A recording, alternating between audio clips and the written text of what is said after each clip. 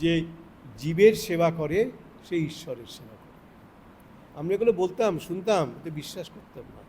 এই স্বামী বিবেকানন্দ এসে তিনি এটা আমাদের বিশ্বাস করালেন, বুঝিয়ে দিলেন, যুক্তিতে উপস্থাপন করলেন যুক্তির দ্বারা, এবং বোঝালেন যে না, এর মধ্যে ঈশ্বর আছেন।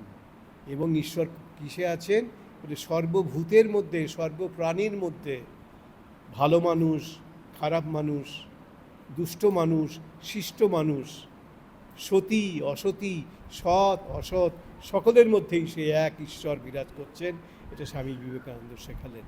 তার বিখ্যাত কথা, মাই গড দি উইকেড, মাই গড দি সিনার। স্বামীজি বলছেন, যাকে তোমরা উইকেড বলো, দুষ্ট বলো, তার মধ্যেও আমি আমার দেবতাকে খুঁজে পাই। স্বামীজি বলছেন, মাই গড দি উইকেড, মাই গড দি সিনার। তার একটি বিখ্যাত কথা স্বামীজির, হয়তো আপনারা শুনেছেন, বলে আজকে আমার কাছে শুনুন। বলছেন, আমার ভগবানকে, যাকে তোমরা পাপী বলো, দুষ্ট বলো, মূর্খ বলো, অন্যায় করে এরকম মানুষ বলো, চোর ডাকাত বলো, তার মধ্যেও ভগবান রয়েছে। স্বামীজি বলছেন, মাই গড দি উইকেড, মাই গড দি সিনার। স্বামীজির বিখ্যাত কথা। এবং বলছেন, এই যে একজনকে তুমি উইকেড বলছো, দুষ্ট বলছো, খারাপ বলছো, অসৎ বলছো, চোর ডাকাত বলছো, এদেরকে তুমি শিক্ষার উপকরণ দাও, উপযুক্ত পরিবেশ দাও, তারাই দেখবে নতুন মানুষে রূপান্তরিত হবে। তাই স্বামীজির বিখ্যাত কথা, there is no saint without a past and there is no sinner without a future. যাকে তুমি বলছো আজকে মহাপুরুষ সেন্ট, সে কি রাতারাতি সেন্ট হয়ে গেছে? কেউ রাতারাতি হয়? তাকে হতে হয়েছে সংগ্রামের দ্বারা, সাধনার দ্বারা তাকে এই সেন্ট মহাপুরুষ হতে হয়েছে। তাই স্বামীজির কথা, there is no saint without a past and there is no sinner without a future. যাকে তুমি পাপী বলে দূরে সরিয়ে রাখছো, সে পাপী নয়, তার মধ্যেও ভগবান আছে। There is no saint without a past and there is no sinner without a future. একটি বিখ্যাত কথা আছে। এই কথাটি হচ্ছে একজন বিখ্যাত ইংরেজ সাহিত্যিক, তার নাম অস্কার ওয়াইল্ড, নাম শুনে থাকবেন। অস্কার ওয়াইল্ড, তিনি বলছেন, the only difference between a saint and a sinner is that every saint has a past and every sinner has a future. যাকে তুমি সেন্ট বলছো, মহাপুরুষ বলছো, সে কি রাতারাতি মহাপুরুষ হয়ে গেছে নাকি? তাকে হতে হয়েছে তার সাধনার দ্বারা, তার সংগ্রামের দ্বারা, তার অধ্যবসায়ের দ্বারা, তার চেষ্টার দ্বারা তাকে আজকে এই জায়গায় নিয়ে এসছে। তেমনি যাকে তুমি আজকে বলছো পাপী, অপদার্থ, অকর্মণ্য, তাকে তুমি সুযোগ দাও, শিক্ষা দাও, পরিবেশ দাও, দেখবে তার জীবনে পরিবর্তন আসবে।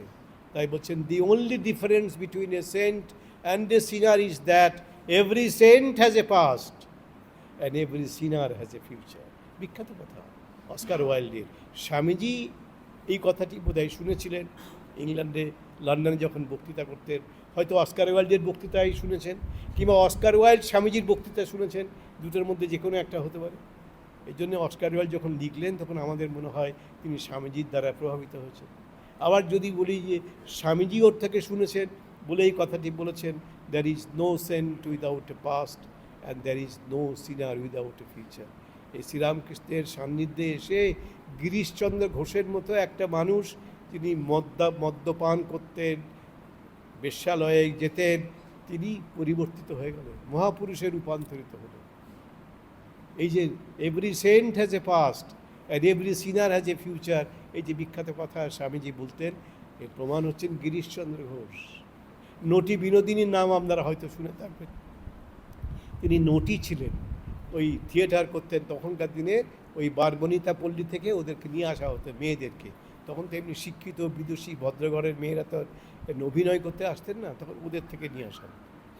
তাই ওই নটি বিনোদিনী, বিখ্যাত তখনকার দিনের অভিনেত্রী, তিনি শ্রীরামকৃষ্ণের আশীর্বাদ পেয়েছিলেন। আমাদের সময় হয়ে গেছে, শেষ আজকের আমাদের কথা। আগামী শুক্রবার আমাদের কথামৃত ক্লাস হবে না, কারণ আগামী শুক্রবার হচ্ছে 1 মে। 1 মে হচ্ছে আমাদের রামকৃষ্ণ মিশনের প্রতিষ্ঠা দিবস। সেই জন্যে এই মন্দিরে আমাদের রামকৃষ্ণ মিশনের প্রতিষ্ঠা নিয়ে সভা হবে, আপনারা আসবেন, এই বিকেলবেলায় সভা হবে। সেদিন আমাদের কথামৃত ক্লাসটি হবে না, আর তারপরে আমি বেরিয়ে যাব দিনাজপুরে দীক্ষার জন্যে। সেজন্য আবার কয়েকদিন, প্রায় 15 দিনের মতো আমি থাকবো না এখানে। আমাদের পরবর্তী ক্লাস হবে 22শে মে, এটা মনে রাখবেন। ওদিন আমাদের সকালে দীক্ষাও আছে, এবং আজকেও যেমন দীক্ষা ছিল, 22শে মে আবার দীক্ষা আছে। প্রতি মাসেই আমাদের দীক্ষা হয় ঢাকায়, তো 22শে মে আবার দীক্ষার দিন, সেদিন আবার আমাদের কথামৃত ক্লাস হবে। সেদিন আপনারা আসবেন, মনে রাখবেন এই দিনটা 22শে মে।